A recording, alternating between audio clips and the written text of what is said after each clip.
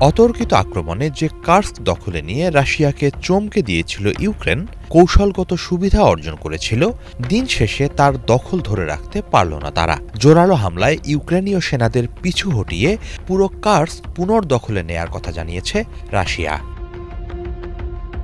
শনিবার জাতির উদ্দেশ্যে দেয়া এক ভাষণে রাশিয়ার প্রেসিডেন্ট ভ্লাদিমির পুতিন জানান, কার্স্ক দখলের চেষ্টা চালিয়ে ইউক্রেন যুদ্ধে যে বাজি ধরেছিল তা পরাস্ত হয়েছে। ওই অঞ্চল বর্তমানে শতভাগ শত্রুমুক্ত। পুতিন বলেন, কার্স্ক পুনর্দখলের মধ্য দিয়ে যুদ্ধে আরও শক্তিশালী অবস্থানে গেল রুশ বাহিনী। এই জয় অন্যান্য রণাঙ্গনেও সেনাদের সুবিধাজনক অবস্থানে নিয়ে যাবে। এর মধ্য দিয়ে ইউক্রেনের প্রেসিডেন্ট ভলোদিমির জেলেনস্কির নব্য নাৎসি সরকারের পতন নিকটবর্তী হয়েছে বলে অভিমত পুতিনের।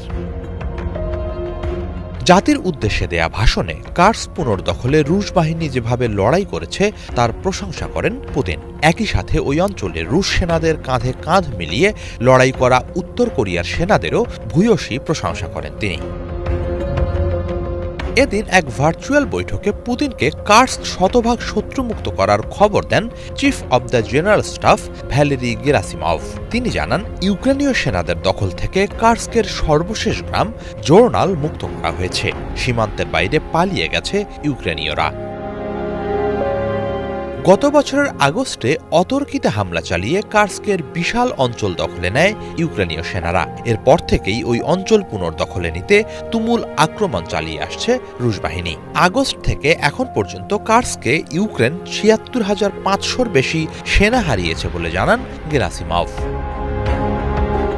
তিনিও কার্স্কের যুদ্ধে রুশ বাহিনীর পাশে থাকার জন্য উত্তর কোরিয়ার সেনাদের বিশেষভাবে ধন্যবাদ জানান। তাদের অসম সাহসিকতা ও বীরত্বের প্রশংসা করেন।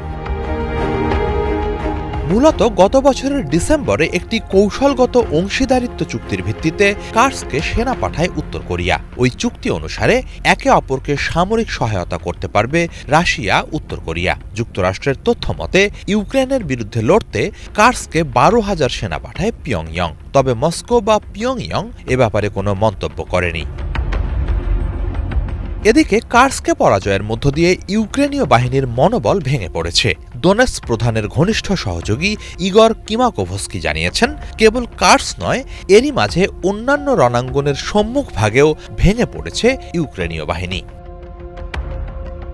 বিশ্লেষকরা বলছেন, কার্স্কের নিয়ন্ত্রণ হারানোয় আগামীতে যে কোনো সমঝোতা চুক্তির ক্ষেত্রে ইউক্রেন যে সুবিধা পেতে পারত সেই সুযোগ হাতছাড়া হয়ে গেল। এখন রাশিয়া আরও আত্মবিশ্বাসের সাথে যুদ্ধ চালিয়ে যাবে। সমঝোতার টেবিলে আরও কোণঠাসা হয়ে পড়বে ইউক্রেন।